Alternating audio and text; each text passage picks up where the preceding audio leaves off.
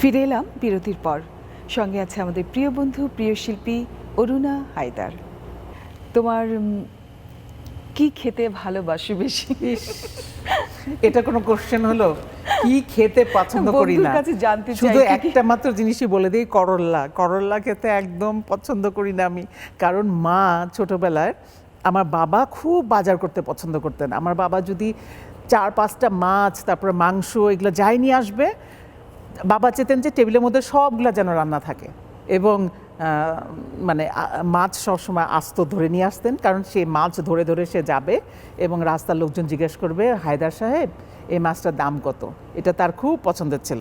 তো এরকম করে খাবারের খুবই ভোজন রসিক ছিল, আমাদের ফুল ফ্যামিলি এরকম। তারপর করলা ভাজি। যাই হোক, আমি আমার 2 ভাই, ছোট 2 ভাই, আমরা খেতে বসতাম, মা করলা দিত।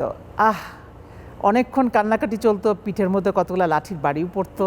হ্যাঁ, তারপরে বলতো যে মাছ মাংস সব একটু দূরে রেখে দিত, বলতো তোরা আগে এই করলা খাবি, তারপর আমি মাছ মাংস দিব। তারপর আমরা 3 জন মিলে প্ল্যান করলাম যে স্বাদটা তো জিহ্বাতে হয়, আমরা করলা গিলে খাবো। সো আমরা করলাটা একবারে হাতের মধ্যে দিয়ে মুখে দিয়ে 1 গ্লাস পানি ঢকঢক করে গিলে করলা খেয়ে ফেলতাম। তারপর এই মাছ মাংস খেতাম। ওই যে করলার প্রতি ভয় এখন পর্যন্ত, আমার ফ্রেন্ডরাও খুব মজা করে এটা নিয়ে। দাওয়াত দিলে বলে কি, চলে আসিস কিন্তু, তোর প্রিয় করলা ভাজি করা হয়েছে আলু দিয়ে, এভাবে বলতে থাকে। খাবার আমার সব দেশের খাবার খুব পছন্দ। আচ্ছা, তো ভীষণ ভালো লাগছিল তোমার সাথে আরও অনেক মজার মজার গল্প করার ইচ্ছা। সময়টা একটু সংক্ষিপ্ত হয়ে এসেছে। তো জানতে চাইবো তোমার টরন্টোতে আর কি কি তোমার কার্যবিধি সামনে রয়েছে, সামনে তুমি কি কি পদক্ষেপ নিচ্ছ?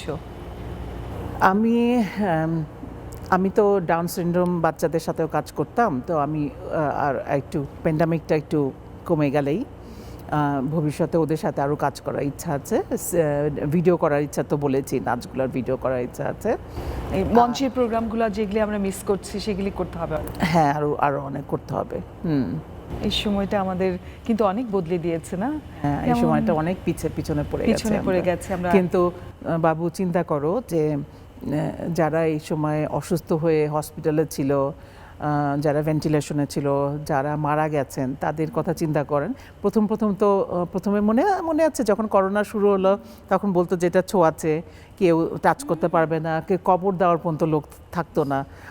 কত কঠিন নিষ্ঠুর ফুটেজ আমরা দেখেছি না টিভিতে, নিউজে। তো ওই দিক দিয়ে চিন্তা করলে কীরকম ভয় থাকতাম, এরকম এদিক দিয়ে চিন্তা করলে আমরা অনেক লাকি যে আমরা অনেক ভালো আছি। হ্যাঁ, একদম। আল্লাহ আসলে আমাদেরকে বাঁচিয়ে রেখেছে, বেঁচে আছি, যে এটাই আসলে আমাদের সৌভাগ্য এবং আনন্দ।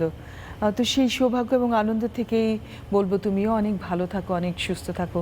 সুস্থ তোমাকে দেখে ভীষণ ভালো লাগে। এই জন্য যখন দেখি আমাদের বান্ধবী এত সুন্দর করে নাচ করছে, নাচ শেখাচ্ছে বাচ্চাদের, আগামী প্রজন্মকে এগিয়ে নিয়ে যাচ্ছে, তো ভীষণ ভালো লাগে। তো অনেক অনেক ধন্যবাদ অরুণা আজ আমাদের এই অনুষ্ঠানে আসার জন্য।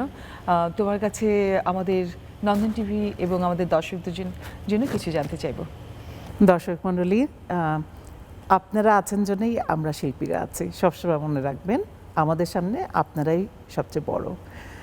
এবং আশা করি সমস্ত পরিস্থিতি আবার নর্মাল হয়ে যাবে, আমরা আবার মঞ্চে আসব, আমরা আবার অনুষ্ঠান করব, আবার আপনাদের পাশে থাকব। বাবুকে অনেক ধন্যবাদ। বাবু কিন্তু আমার ছোটবেলার বন্ধু, আমরা কলেজে একসাথে পড়াশোনা করেছি। আমরা দুজনকে তুই করে ডাকি। আমরা অনেক কষ্টে তুমি করে কথা বললাম না রে বাবু? যাই হোক বাবু, অসংখ্য ধন্যবাদ। নন্দন টিভিকে অসংখ্য ধন্যবাদ আজকে আমাকে ডেকে আনার জন্যে, এবং আগামীতে আবার দেখা হবে এই আশাই করছি। ভালো থাকবেন, শুভ সময়। তোমার জন্য অনেক ভালোবাসা, অনেক শুভকামনা। নিরন্তর সবসময় এমনই থেকো, আনন্দে থেকো, এরকম মানুষকে ভালোবেসো। তোমাকে দেখে আমরাও সুন্দর হই, মনে প্রাণে দেহে সবসময় সৌন্দর্য বোধ করি। সুপ্রিয় দর্শক শ্রোতা বন্ধুরা, কিছু মানুষ আছে এমনই, যাদের সাথে কথা বললেই বোঝা যায় তারা কতটা পাওয়ারফুল, কতটা পজিটিভ ভাইব কাজ করে তাদের মধ্যে, কতটা নাইস জেস্চার, কতটা সুন্দর স্বপ্ন নিয়ে জীবনকে ভালোবাসে। তেমনি একজন মানুষ অরুণা হায়দার, যারা আমাদের এই সংস্কৃতিকে একটু একটু করে এগিয়ে নিয়ে এসেছে, যারা আমাদের ভবিষ্যৎ প্রজন্মকে তৈরি করার জন্য কাঁধে তুলে নিয়েছে দায়িত্ব, তেমনি একজন অরুণা হায়দার, যার জীবনে দুঃখ এসেছে ঝড়ো হাওয়ার মতো, আনন্দ এসেছে মন ছাপিয়ে, জীবনের বাঁকে বাঁকে সৌন্দর্য এসে ধরা দিয়েছে। শত ঘাত প্রতিঘাতে যে নিজেকে শক্ত করে দাঁড় করিয়ে রেখেছে নিজের পায়ে, তারা অনেক ভালো থাকুক, অনেক সুস্থ থাকুক, তাদের জন্য আমাদের শুভকামনা অনাবিল। তো ভালো থেকো, অনেক সুস্থ থেকো, সুন্দর থেকো, এমনই থেকো।